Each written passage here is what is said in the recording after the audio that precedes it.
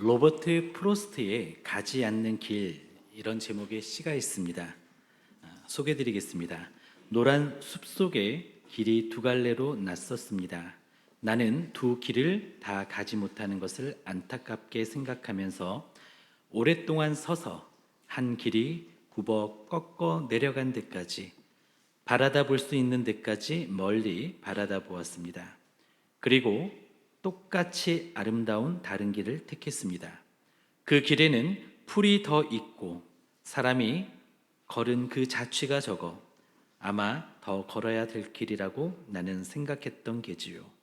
그 길을 걸음으로 그 길도 거의 같아질 것이지만 그날 아침 두 길에는 낙엽을 밟은 자취는 없었습니다. 나는 다음 날을 위하여 한 길은 남겨두었습니다. 길은 길에 연하여 끝없으므로 내가 다시 돌아올 것을 의심하면서 훗날에 나는 어디선가 한숨을 쉬며 이야기할 것입니다. 숲속에 두 갈래 길이 있었다고, 나는 사람이 적게 간 길을 택하였다고, 그리고 그것 때문에 모든 것이 달라졌다고. 이 시는요, 외국 시로서는 수능에도 유일하게 나올 정도로 유명한 시입니다. 단순히 어떤 길을 걸었다고 이야기하는 내용이 아니라요, 인생에서의 선택의 중요성을 말하고 있습니다. 그리고 결코 그 기회는 다시 돌아오지 않는다라는 것을 말하고 있습니다. 그리고 다른 기회를 포기했던 일에 대한 회한에 관해 다루고 있는 명시라고 할 수 있습니다. 이 시는요, 오늘 본문에 나오는 좁은 길과 좁은 문과 유사한 점들이 있습니다. 둘 다 선택의 중요성을 강조하죠. 그리고 무리가 아니라 개인의 독특한 여정에 대한 것입니다. 한편 두 경우 모두 대중적인 길에서 벗어나는 용기를 강조하고 있습니다. 오늘 본문을 통해서 우리에게 주시는 하나님의 음성을 듣기를 원합니다. 첫째로, 좁은 문에 들어가려면 현실에 안주하지 않아야 합니다. 누가복음에도 좁은 문에 대한 비유가 나옵니다. 어떤 사람이 예수님께 나와서 주여, 구원을 받는 자가 적으니까, 이런 질문을 합니다. 예수님은 그에 대한 답변으로 좁은 문으로 들어가라 라고 말씀하십니다. 우리 누가복음을 한번 찾아보겠습니다. 누가복음 13장 22절에서 30절입니다. 우리 마태복음을 체크해 놓으시고요. 누가복음 13장 22절에서 30절입니다.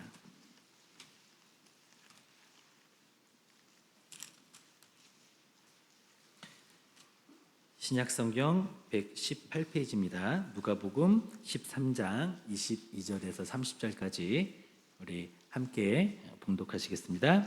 예수께서 각 성, 각 마을로 다니사 가르치시며 예루살렘으로 여행하시더니 어떤 사람이 여짜오되 주여, 구원을 받는 자가 적으니까 그들에게 이르시되 좁은 문으로 들어가기를 힘쓰라.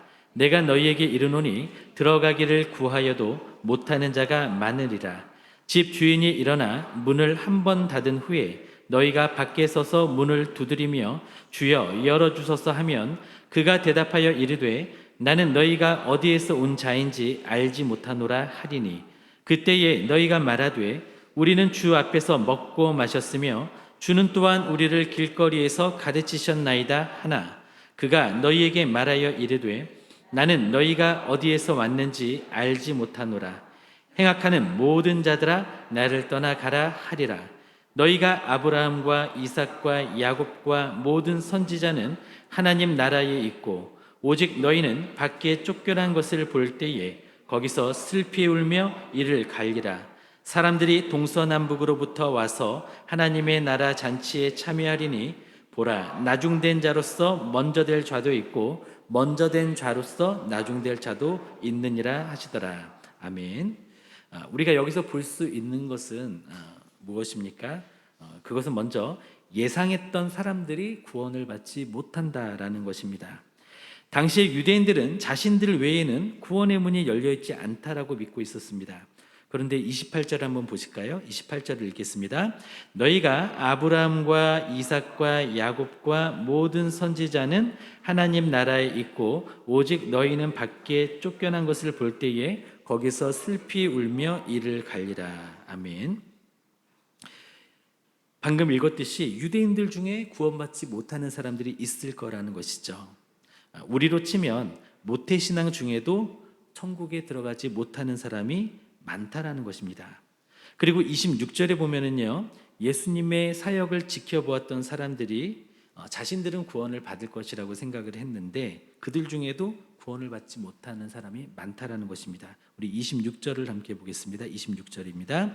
그때에 너희가 말하되 우리는 주 앞에서 먹고 마셨으며 주는 또한 우리를 길거리에서 가르치셨나이다. 27절까지입니다. 그가 너희에게 말하여 이르되 나는 너희가 어디에서 왔는지 알지 못하노라. 행악하는 모든 자들아 나를 떠나가라 하리라. 예수님의 공생의 기간 동안에 예수님을 추종하며 따르면서 가르침도 듣고 또 예수님께서 병자들을 고치고 귀신을 쫓는 것도 목격하던 사람들 중에 많은 사람들이 그들은 예수님을 보았기 때문에 또 경험했기 때문에 구원을 받을 수 있을 것이라고 생각을 했지만 주님은 뭐라고 말씀하십니까? 나는 너희가 어디서 왔는지 알지 못하노라. 행악하는 모든 자들아 나를 떠나가라. 이렇게 책망을 하십니다. 이것은 우리로 치면 주일 예배 드리는 사람은 많지만 그 중에서도 많은 사람들이 천국에 들어가지 못한다라는 말씀이기도 합니다. 이처럼 예상했던 많은 사람들이 천국에 들어가지 못한다라는 것이죠.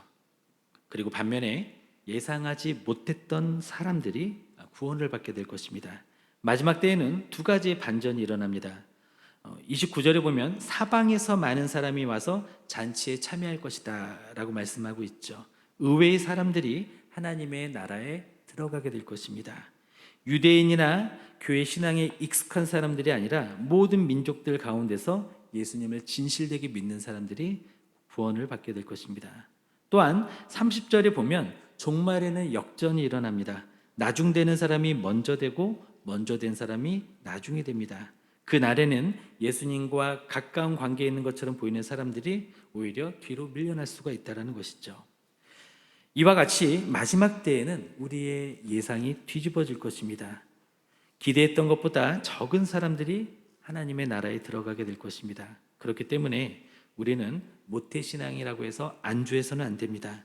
또 교회 안에 있다고 해서 안주해서는 안 됩니다. 우리는 좁은 길을 걷고 좁은 문에 들어가기를 힘써야 하는 것이죠. 두 번째로 좁은 문에 들어가려면 구도자의 자세를 가져야 합니다. 우리는 좁은 문으로 들어가기에 힘써야 합니다. 우리 누가복음 13장 24절을 같이 읽겠습니다. 좁은 문으로 들어가기를 힘쓰라. 내가 너희에게 이르노니 들어가기를 구하여도 못하는 자가 많으니라. 아멘.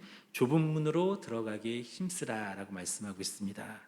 신앙생활은 막연히 잘 되겠지 이런 마음으로 해서는 안 됩니다. 집중해야 하고 그리고 여러 가지 영적 위협에 우리는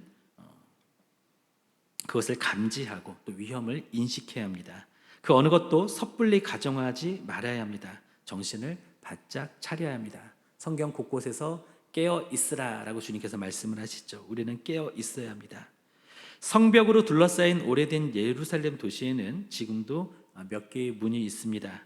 어떤 문으로 가는 길은 자동차가 지나갈 수 있을 정도로 넓고 또 어떤 문으로 가는 길은 보행자, 동물, 또 작은 수레만 지나갈 수 있을 정도로 가파르고 좁습니다. 당시 예수님의 말씀을 들은 사람들은 그렇게 생긴 여러 소도시와 대도시들을 알고 있었을 것입니다. 어떤 문은 여러 사람이 동시에 들어가고 나갈 수 있었고 또 어떤 문들은 차례를 기다려야 지나갈 수 있을 정도로 협착했을 것입니다. 예수님은 흘러가는 대로 따라간다라는 생각에 대해서 정면으로 반대하시면서 좁은 길을 갈아서 좁은 문에 들어가라고 말씀을 하십니다. 우리는 진심을 다해서 그 문으로 들어가기를 원해야 합니다. 힘써야 합니다. 흐르는 대로 아무렇게나 따라가면 그 문을 놓치게 되는 것이죠. 그런데 그 문은 생명으로 이끄는 문입니다. 그리고 다른 넓은 길, 넓은 문은 전부 파멸로 이끈다라는 것입니다. 우리는 이러한 좁은 문에 들어가려면 구도자의 자세가 있어야 합니다. 마태복음 그 13장 45절에서 46절을 보면 제가 읽겠습니다. 13장 45절 46절인데요. 또 천국은 마치 좋은 진주를 구하는 장사와 같으니 극히 값진 진주 하나를 발견함에 가서 자기의 소유를 다 팔아 그 진주를 사느니라. 아멘. 천국은 마치 좋은 진주를 구하는 장사와 같다. 이 진주를 취급하고 이것을 파는 전문 매매인은 어느 날 극상의 진주, 아니 절대적인 가치를 지닌 진주 하나를 발견하게 됩니다. 그러자 자신이 그동안 가지고 있던 모든 진주들을 다 팝니다. 그리고 재산까지도 다 팔아서 가장 값진 그 진주를 구하게 된다는 것입니다. 가장 좋은 것을 찾는 구도자의 자세가 그에게 있었다라는 것이죠. 극상품의 진주를 얻기 위해서는 이러한 구도자의 자세가 필요합니다. 우리가 절대 진리를 얻기 위해서는, 그리고 그 진리를 우리가 바로 나의 것으로 만들기 위해서는 그와 같은 자세가 필요합니다. 제가 절대라는 말을 사용을 했는데요, 진리의 속성 가운데 하나가 무엇입니까? 바로 배타성입니다. 그래서 진리는 진리가 아닌 것에 대해서 아니다라고 이야기를 하게 되는 것이죠. 예를 들면 어떻죠? 예수님께서 나는 곧 길이요 진리요 생명이다. 나로 말미암지 않고는 아버지께로 올 자가 없다. 다시 말해서 예수님을 믿지 않으면 아무도 구원받지 못한다. 천국에 들어가지 못한다라고 말씀하셨습니다. 그러면 다른 종교나 다른 철학에서 말하는 그런 상대성이나 어떤 다원주의는 어떻습니까? 정상은 하나인데 같은데 등산로가 여러 갈래니까 어느 길이로든지 가면 정상에 이를 수 있다, 이렇게 이야기들을 하죠. 그런데 절대 진리는 어떻죠? 진리가 아닌 것에 대해서, 예수님이 아닌 것에 대해서 아니다라고 부정할 수밖에 없죠. 예를 들어서 우리가 수학을 그래도 가장 좀 신뢰하는데 1 더하기 1이 2잖아요. 1 더하기 1은 2입니다 라고 말하는데, 그렇기 때문에 다른 분이 아니에요, 1 더하기 1은 뭐 3이고 또 4이고 10이에요 이렇게 이야기를 하면 우리는 그건 아니다라고 부정할 수밖에 없잖아요. 확실한 것, 그리고 절대 진리는 그 속성 자체가 진리가 아닌 것에 대해서는 배타적이라는 것을 우리는 기억해야 합니다. 그런데 우리가 이렇게 할 때 어떠한 상황에 처하게 되죠? 너무 옹졸하다, 너무 편협하다, 너무 혼자만 안다, 너무 자기 주장이 강하다, 그러면서 예수님 믿는 사람들이 너무 독선적이다라는 이야기를 하기도 합니다. 우리가 좋은 진주를 얻기 위해서는 우리가 좀 관용하고 또 상호 존중하고 또 정말 다른 것들도 다 인정하는 이런 태도 정말 중요하죠. 사회생활을 하는 데 있어서요. 그런데 진리에 대해서는 우리가 양보를 할 수 없기 때문에 이 부분에 대해서는 우리가 배척을 당한다 할지라도 우리는 저는 그것을 믿습니다. 그리고 저는 당신도 이와 같기를 원하고 하나님의 나라에 저와 함께 가기를 원합니다 라고 말할 수 있어야 합니다. 이것 또한 바로 구도자의 자세인 것입니다. 우리는 물 흘러가는 대로 흘러가면 안 됩니다. 그렇게 하다가는 폭포 아래로 추락할 것입니다. 우리는 그저 사람들이 많이 절로 가니까, 대세가 그러니까 대의를 포기하고 그냥 묻어가서도 안 됩니다. 뭐 그런 말이 있지 않습니까? 뛰는 사람 위에 나는 사람이 있다. 걷는 사람 위에 뛰는 사람이 있고 뛰는 사람 위에 나는 사람이 있다. 그럼 나는 사람 위에 어떤 사람이 있는지 아세요? 묻어가는 사람이 있다고 합니다. 붙어가지고 묻어서 가는 사람.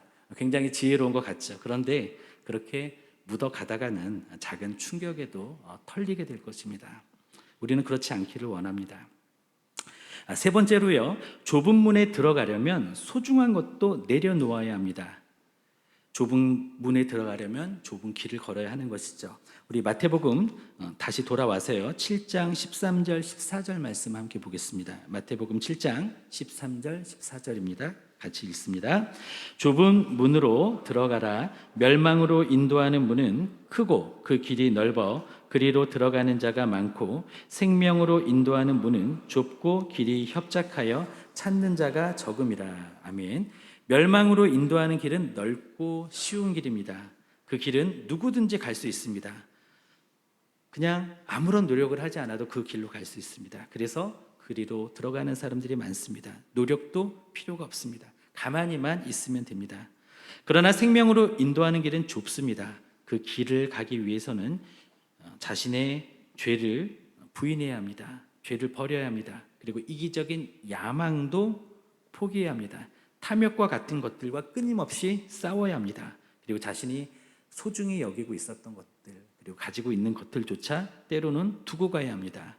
그리고 내가 애착하고 있는 모든 짐들도 내려놓고 가야 할 때가 있는 것입니다. 예를 들면 한 부자 청년이 자신의 재물이 많아서 제자의 삶을 포기하고 돌아간 사건이 있었습니다.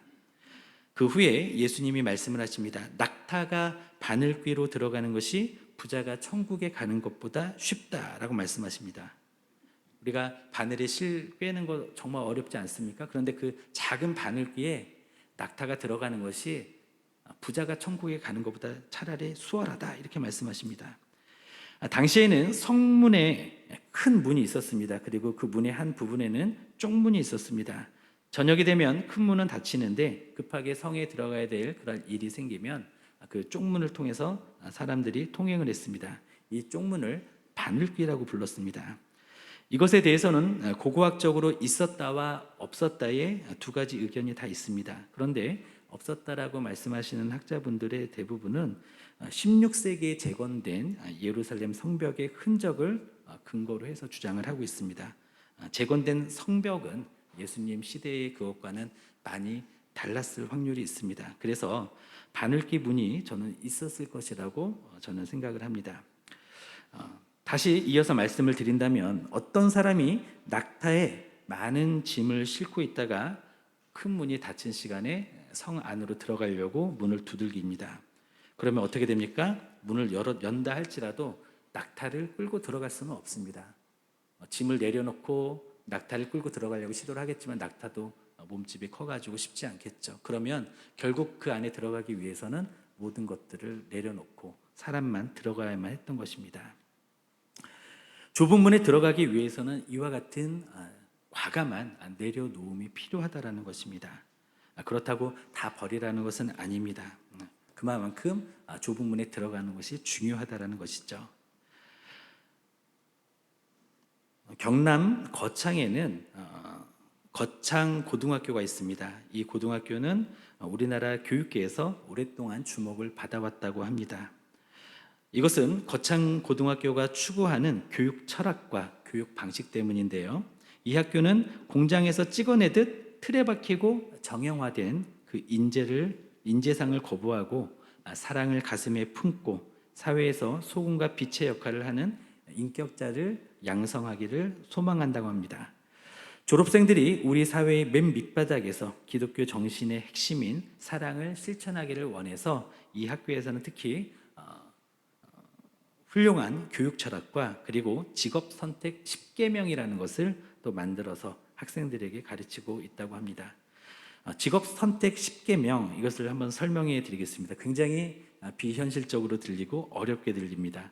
그런데 이러한 교육 철학을 가지고 지금도 교육을 시키고 있다고 합니다. 첫째, 월급이 적은 쪽을 택하라.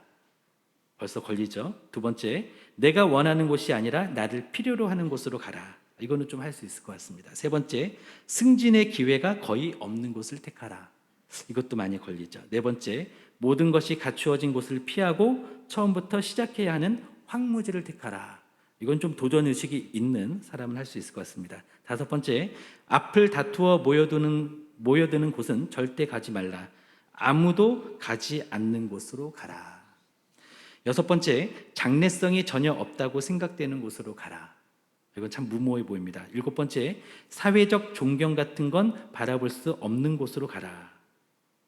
여덟 번째, 한 가운데가 아니라 가장자리로 가라. 아홉 번째, 부모나 아내 또는 약혼자가 결사 반대하는 곳이면 틀림이 없다. 의심치 말고 가라. 열 번째, 왕관이 아니라 단두대가 기다리고 있는 곳으로 가라. 여러분 하실 수 있으시겠습니까? 고등학교에서 이런 가치관을 가르치고 있다고 합니다. 이 교육 철학을 뿌리내리게 한 분은 3대 교장인 전영창 선생님이십니다. 전영창 선생님은 미국에서 신학을 전공하셨고 귀국 후에는 좋은 자리를 마다하셨다고 합니다. 청소년들을 바르게 교육해야 희망이 있다. 이 소신에 따라서 당시에 폐교 위기에 있었던 거창 고등학교의 교장직을 맡으셨습니다. 교장 선생님으로부터 바로 직업 10계명이 실천되었던 것이죠. 그리고 이 학교가 원하는 교사상도 있습니다. 그리고 이것은 우리 교회에 많은 목자님들이 있잖아요. 그 목자님들의 상과 굉장히 닮아 있는 것 같습니다. 소개해드리겠습니다. 네 가지인데요. 하나, 교직을 단순한 직업이 아니라 천직으로 여기는 선생님. 둘, 헌신과 사랑을 실천하는 선생님. 셋, 학생의 행복이 자신의 행복이라고 생각하는 선생님. 넷, 학생들을 위해서 개인적 시간과 자원을 쏟아볼 수 있는 선생님. 이것은 어떻게 보면 굉장히 뭐랄까요, 좀 현실을 좀 등한시하고 뭔가 이상을 추구하는 모습인 것 같이 보이기는 합니다. 그리고 이렇게 해서 과연 직장을 잘 찾아가지고 잘 먹고 살 수 있을까, 가정을 꾸릴 수 있을까 이런 생각이 들기도 합니다. 그런데 우리가 주목할 것은 어떤 그 큰 흐름, 대세가 아니라 어떤 의미, 바로 대의라는 것입니다. 큰 뜻이라는 것입니다. 하나님께서 무엇을 기뻐하시고 무엇을 원하시는지 거기에 더 주목하고 집중해야 한다는 것입니다. 빛과 소금이 되기 위해서 협착해 보이는 교육 철학을 가지고 몸소 실천해서 학생들을 가르치는 그 선생님들과 또 그런 가르침을 따르는 학생들이 참 귀한 것 같습니다. 이와 같이 가지 않는 길, 좁은 문으로 향하는 삶에는 이와 같은 헌신과 포기와 또 자기 부정이 필요합니다. 저는 이것을 이렇게 요약하고 싶습니다. 가지 않는 길, 좁은 문으로 향하는 삶은 바로 자아 실현의 길이 아닌 자기 부인의 길을 걷는 것이다. 그리고 이것은 자신이 1+1의 삶을 추구하는 것이 아니라 한정판의 삶이 되기 위해서 몸부림치는 것이다. 그리고 이것은 자신을 제품화하는 것이 아니라 예술화하는 것이라고 그렇게 요약하고 싶습니다. 바라기에 우리는요, 하나님의 나라에 입성하기 위해서 현실에 안주하지 않고 좁은 길을 걷기를 원합니다. 그리고 구도자의 자세를 가지고 진리를 추구하기를 원합니다. 또한 좁은 문에 들어가기 위해 모든 것을 내려놓는 그런 결단이 이루어지기를 원합니다. 함께 기도하시겠습니다.